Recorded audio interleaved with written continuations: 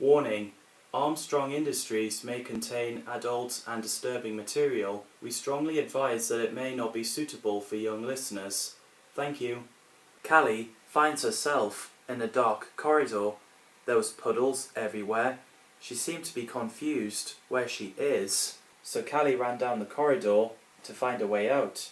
She sees a boiler room. There was a smoke spraying out of the machines, and someone was clawing the sheet hanging up. Callie goes down the steps. She looked at the corner where the fireplace is. There was a sound of laughter. Callie seems to recognize the laugh, so she walks slowly and slowly. Suddenly, Freddy Kruger showed up, a burnt, disfigured face, wearing dirty red and green striped sweater, a brown fedora, and trademark metal-clawed brown leather right hand glove. So he walks towards Callie. While she turns around, Freddy scratched Callie in the back with bladed gloves. Callie woke up in her bedroom. It was just a bad dream. It's morning, so Ricky asked, "Are you okay, Callie? Shouldn't you be at work?" Callie replied, Yeah, sorry, just a bad dream." So Ricky left the room to brush his teeth. Callie looked at her back, and there was a scratch marks, like what happened in her dream. So she runs out of the bedroom and into the bathroom. She uses toilet roll and puts it under the tap to wet the tissue. So she placed it on her scratched back. Ricky asked, "What the hell happened to your back?" Callie replied, "I don't know, I just saw it when I woke up. I must have scratched it hard in my sleep." Ricky said, "To be fair, you were shitting yourself while you were asleep, like someone was attacking you. I had a nightmare as well." Callie asked, "What happened in your dream?" Ricky answered, "In my dream, I was in industrial estate or something. There was Freddy Kruger. He punched me in the face. It really hurt. So I woke up and somehow I still feel the pain, like it really happened." "What happened in your dream like?" Callie's jaw dropped. Lee sat down in his office typing away on his computer, while Nadia, Norville and Oscar are having a conversation about their dreams of Freddy Kruger. So later, Callie entered. Lee walked out of his office and asking if Callie was okay. She explained what happened in her dream and Ricky's dream. After that, Lee was concerned about the whole situation. The whole team and Ricky have the same dream. So Callie gets a phone call from Ricky. Lee commented, "So we have the same dream. How did Freddy Kruger came out of the dream of Elm Street Universe to our dreams? That's something we need to work out." At night, after Callie finished her shift in Armstrong Industries, she got in at the front seat in Ricky's car. Ricky drove off, while Lee is sitting around at his desk thinking. Later at night, Ricky and Callie came up to a house. The door opened, and there was a male and female. The four people looked the same age as each other. Ricky said, "Hey David and Amy, how's things?" David replied, "Aye, not too bad mate, come on in." So Ricky and Callie entered the house. David got a few alcohol drinks out of the fridge. He plays ravey music from Alexa device. He pours drink on 4 glasses. Everyone started to party. Nadia and Oscar are walking down the street in Blyth. Oscar asked Nadia what happened in her dream. So she explained, "I was in the boiler room. This Freddy Kruger was mocking me. I had to burn my wrist to wake up." She shows the burnt mark on her left wrist. Oscar said, "I found a cage, so Freddy tried to throw me in there. I managed to wake myself up just before he was about to stab me." Nadia asked, "Why are we having those same bad dreams of Freddy now?" Oscar wasn't sure. After Callie, Ricky, David and Amy finished partying in the house, Callie and Ricky lay on the recliner with the blanket over them. David and Amy walked upstairs into their bedroom. They're about to smooch. Callie was too scared to sleep because she feared that she might meet Freddy again. Ricky said, "Cuddle into me, I'll protect you. It's just a bad dream. The nightmare on Elm Street is not real," as he's cuddling into Callie. Then she said, "I wonder if it's still one of my favourite classic horror films." Ricky said, "It's Johnny Depp's first film. It gave us his awesome films." Callie said, "True." Ricky said, "Go to sleep. I'll stay awake and wake you up if anything happens." So Callie closes her eyes slowly. After David and Amy kissed each other, they started to sleep in bed. Amy finds herself in her back garden at night. The garden table fell onto the floor, and she can see a shadow of a man wearing a hat. She was shaking a little. Then Freddy Kruger walked towards her, slowly. So Amy screamed and ran to the gate, but Freddy grabbed hold of her. In real life, David quickly woke up as Amy was shaking and screaming in her sleep. So David quickly got out of the bed, and he sees her chest being slashed by something invisible. David was screaming, "Amy!" as she's flying around in her bedroom screaming, while a lot of blood spilled out of her, and then she was dropped lifeless on her bed.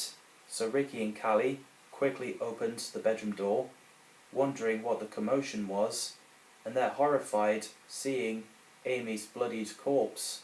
Next morning, Lee, Oscar, Nadia and Norville got into the black van, then drove out of the fields onto Blyth Road. Lee eventually arrived outside of David's house.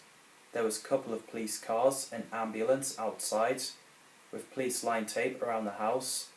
There's people in the street watching police arresting David. PC Gary Tucker is standing outside, so Lee and his team got out the car, and he asked what happened.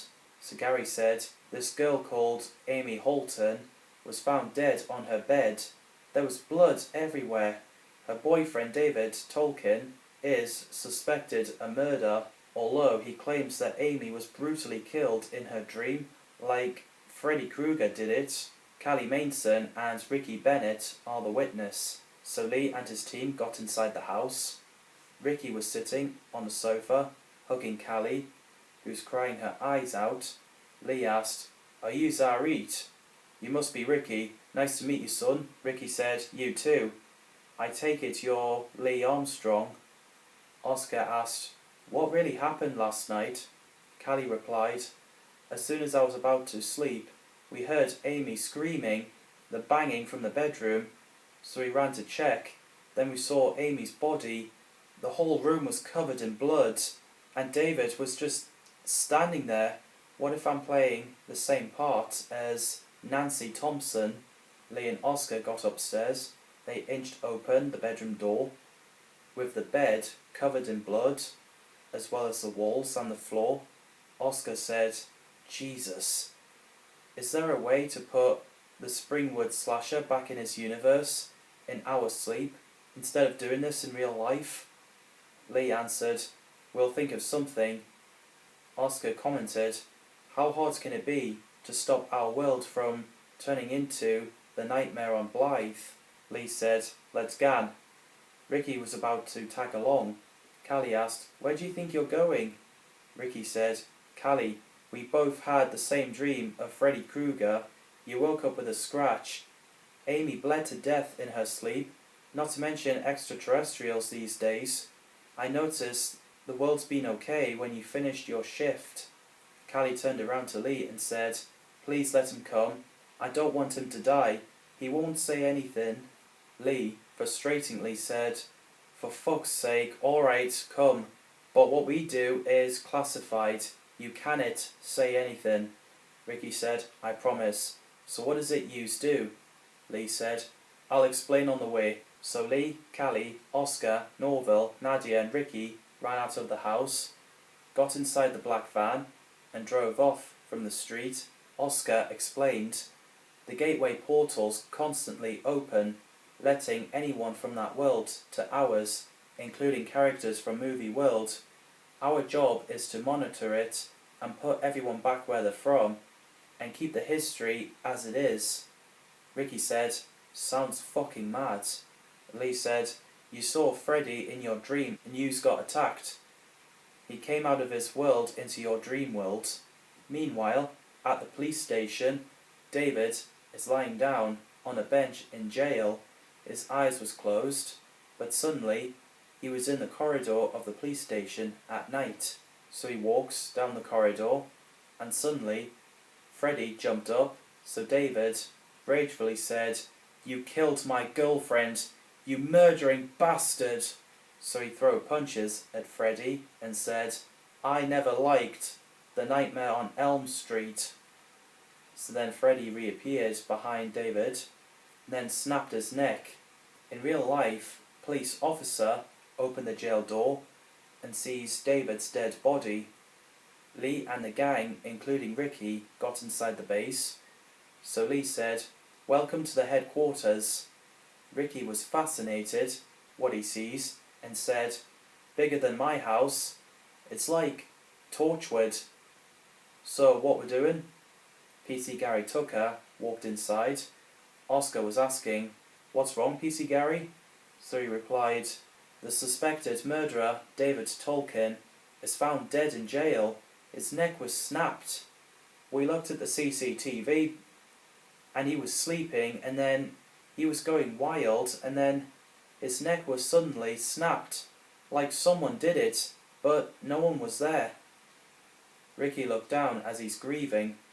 Gary said, I'm so sorry. Is there anything I can do? Callie said, thanks Gary, we're okay. Just go on police patrol around Blyth. You know, if anyone has bad dreams. Gary walked away. Lee has got an idea and said, this might be risky, but that's the best we can do. We should try and sleep, carrying our weapons. There's probably a gateway portal somewhere in a dream. Once you lure Freddy Kruger there, and the portal closes, that should be good. Oscar said, so you mean to tell me that gateway portals that normally leads to another universe could also lead into our dream world? This is way out of my league. Lee said, my travelling mate said, we're in a time where nothing's impossible. Ricky asked, who's your travelling mate? Callie said, I'll explain when we get home. So what happens if any of us are being attacked? Lee answered, I'll wake yous up. I'm staying awake to keep an eye out. I'm going to give yous some sleeping pills. So Lee went to the drawer and grabbed a box of sleeping pills and asked Ricky, are you wanting to help? Ricky said, what a stupid question. Of course I'll be there for my girlfriend. I'll join in the dream with her. Lee said, fair enough. Read then. Ready when yous are? Everyone is. So apart from Lee, everyone took the pills, put it in their mouths, drank some water, and then they fell asleep on the floor, while Lee sits on his chair, awake, staring at his sleeping teammates. Callie, Oscar, Ricky, Norville and Nadia are inside the dark corridor, ready to find Freddy. So they walk down the corridor. Freddy was there, so the whole team runs around. They go down the steps to the boiler room, while Freddy is still chasing them, laughing. Callie is wondering where the gateway is. Suddenly, Freddy clawed Ricky in the arm.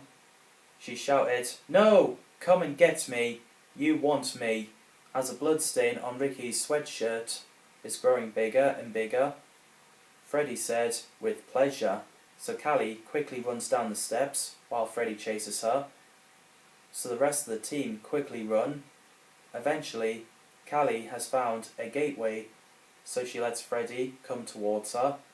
As soon as he's close, Callie grabbed him, and then Ricky ran. He grabbed Freddy by the jumper and threw him into the portal, and then it closed. Ricky said, I'll never let anyone hurt you. I love you. So he kissed Callie, while Oscar, Norville and Nadia were happy what they're seeing. So then everyone woke up, back into Armstrong Industries building in real life. Lee asked if everyone was okay, and they are. Lee took Ricky to the medical room to get his arm bandaged. Oscar explained, Freddy Kruger is out of our world, our dream world, back inside the dream of the nightmare on Elm Street. Norval said, just so you know, Ricky has to forget about what we do. Callie said, no, please. Nadia said, but it's the rules. Callie said, Ricky helped us. I kept secrets from him enough. He doesn't deserve that. He joined because he loves me. Lee walked out with Ricky, as his arm is bandaged, and said, I heard what you said. Ricky won't forget what we do. We know he can keep it quiet. I'll see you tomorrow, Callie. So then Ricky said, I never would have thought we get aliens in Blyth. This is what you do?